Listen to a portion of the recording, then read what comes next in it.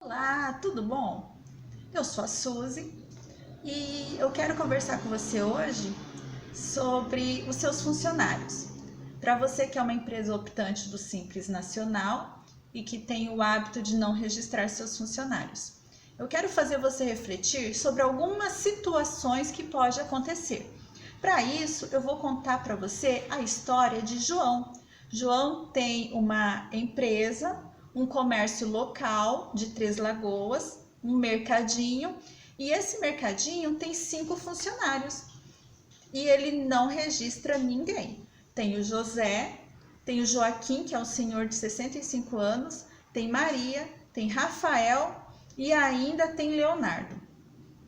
José trabalha mais de 2 anos com João e nunca recolheu INSS, e João nunca registrou José. José saiu um dia com a sua família e sofreu um acidente gravíssimo. E por conta desse acidente, ele teve que ficar 90 dias afastados do trabalho. E aí? José não recolhia INSS e também não era registrado pelo João. Quem vai pagar essa conta? Aí, não bastando isso, tem o Joaquim. Joaquim já é um senhor de 65 anos. Ele não aguenta mais trabalhar. E ele nunca trabalhou com registro na empresa de João. E ele, velhinho, ouviu que era possível ele aposentar, ele foi atrás dos seus direitos para aposentadoria. E aí descobriu que nunca teve recolhimento de INSS e que ele não teria direito a aposentar. Quem vai pagar essa conta? E aí ainda tem Rafael. Rafael trabalha com João faz uns 3 anos e ele está financiando uma casa própria para ele morar com a esposa dele. E aí os amigos dele comentou com ele que era possível ele usar o fundo de garantia para dar entrada na casa dele. E aí ele foi atrás para saber isso e não encontrou nada porque ele nunca foi registrado.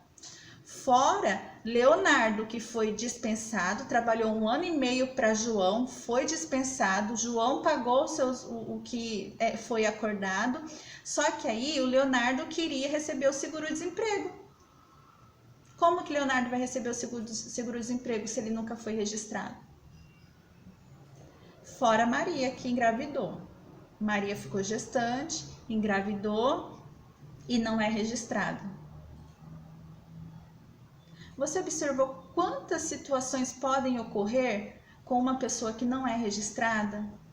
E você observou também quais situações e quais problemas podem ocorrer quando um funcionário não é registrado? E aí você pode me perguntar assim, mas Suzy, registrar é caro. Registrar é caro? Olha, se você registra um funcionário, você é optante do Simples Nacional, você vai pagar o salário do seu funcionário, você vai pagar férias, você vai pagar 13º e você vai pagar 8% de FGTS. E para um funcionário que não é registrado, sabe o que você paga? Você vai pagar o salário do funcionário, você vai pagar o 13º, porque quando chega dezembro o funcionário vai virar para você, vai pedir o 13º e você vai pagar para ele. E você também paga as férias, porque quando dá mais de 1 ano, ele sabe que tem direito às férias. E ele vai chegar para você e vai falar, olha, cadê as minhas férias? Eu quero receber. E você vai pagar. Então, o que você está economizando? 8% de FGTS? Sabe, eu gostaria muito de trazer essa reflexão para você, empresário, porque de muitos anos ouviu-se dizer que registrar um funcionário é muito caro. Mas se você botar na ponta do lápis os riscos que a falta do registro pode ocasionar, eu não sei se fica tão caro. Por quê?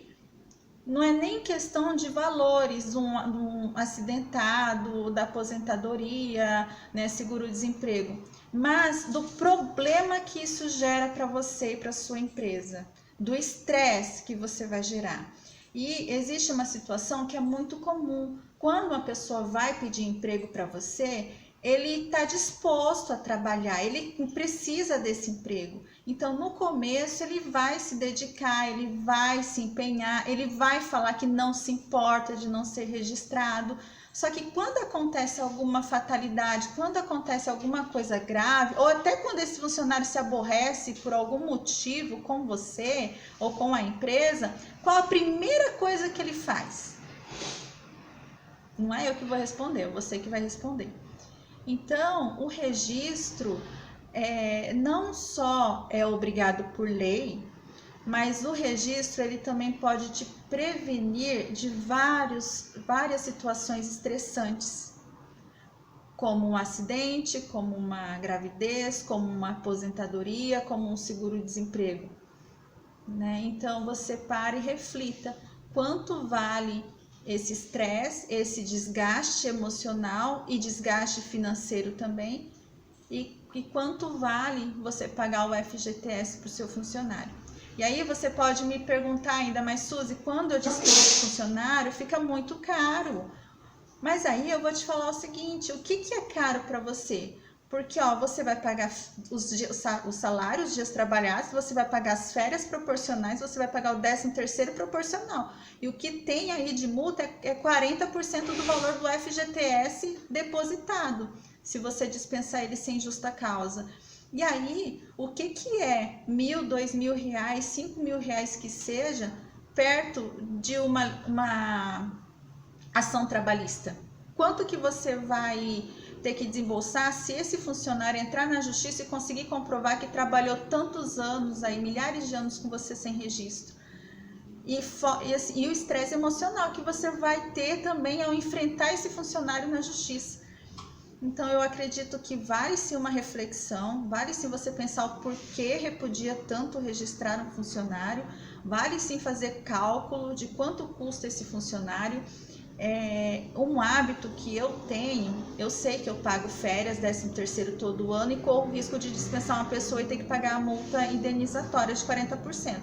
Eu me planejo financeiramente. Então, sempre quando chega as férias do meu funcionário, eu já tenho o dinheiro das férias dele reservado. Sempre quando chega o 13º, eu já tenho o dinheiro dele reservado.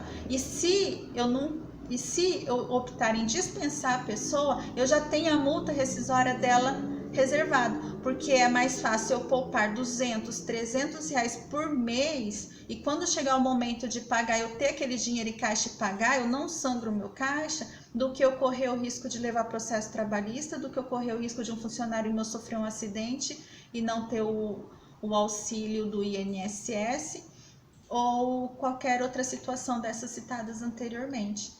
Então, eu acredito que vale sim uma reflexão, porque quando você registra o funcionário e acontece qualquer dessas situações que eu citei, você está terceirizando o problema, você está tirando esse problema do seu colo e passando para o INSS, para o governo, porque a empresa paga 15 dias e o restante dos dias ele recebe pelo INSS. E aí, como você não descapitaliza a empresa, porque o funcionário está recebendo o INSS, você tem condições de contratar outra pessoa para substituir esse funcionário ausente em caso de doenças ou qualquer outra coisa que essa pessoa precise ficar afastada, tá bom? Então, espero que essa informação tenha sido útil para você. Qualquer dúvida, você compartilha conosco. Eu tenho uma planilha que eu uso para calcular o custo do meu funcionário no ano.